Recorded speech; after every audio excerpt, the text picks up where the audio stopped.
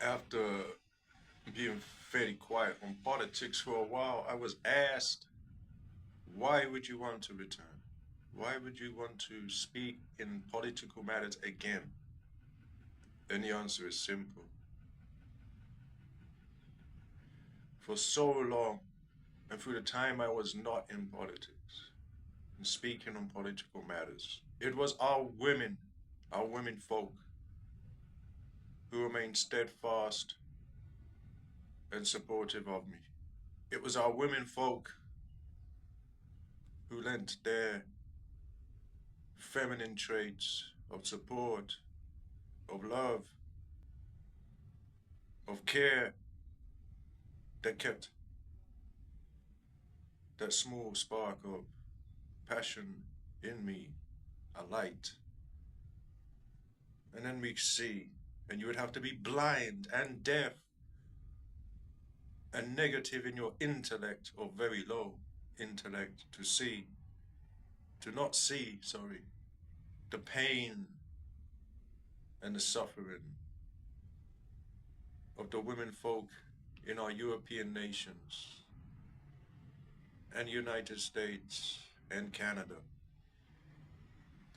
How many times do our women have to be put at the altar of political correctness and of political experience that is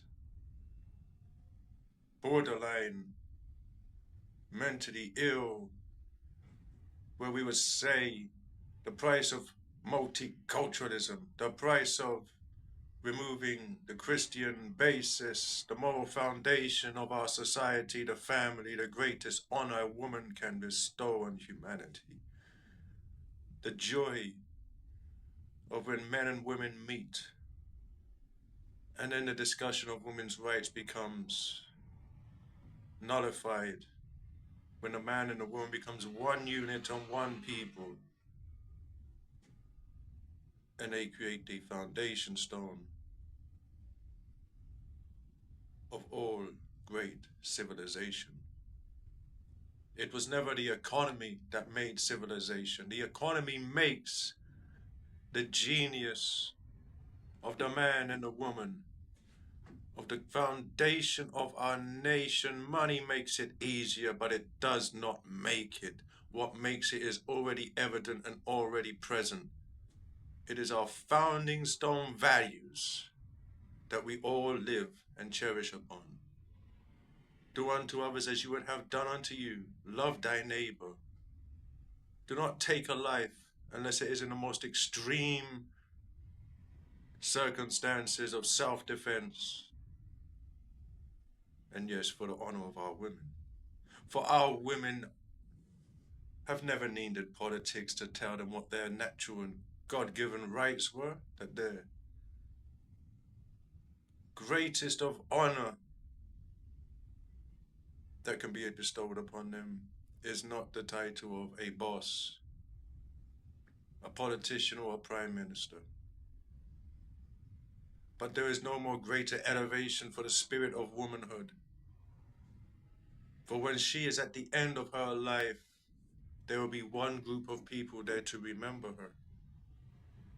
Her children, her grandchildren, all of those she affected directly will be there in celebration for the one woman who was beautiful to them.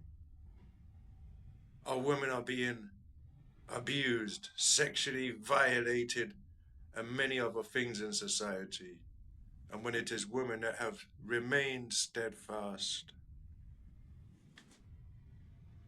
in their support for me, how could I ever stand up against them and say, oh, but that's a price you have to pay for progression. You now have to accept also that someone who was born of a penis is really a woman. And if you speak against that, then you are toxic and you are wrong. No. I stand for our women, and our opponents will tell me that you are a sexist, you are transphobic, you are misogynist. transgenderism is misogyny. When you take ideology away from it, and our women, as I have already said, for the past 5 or so minutes, are the cornerstone of our civilization. That being a mother is not bad. It is why I put forth the policy in 2014 that our women who have had their men in their lives and they have 4 or more children, that they should and would be made exempt from any form of personal inheritance or labor-based taxation, and so would their husband. Because they have already given to the nation more by having children than we could ever do in productive terms. For they have provided for the nation the next generation of workers, of policemen, of farmers, of firemen, of ambulance people, of military men, of street cleaners, of maintenance people, of electricians, of plumbers. You have made a contribution to society and the world of which there can never be anything other than the highest and utmost gratitude to you.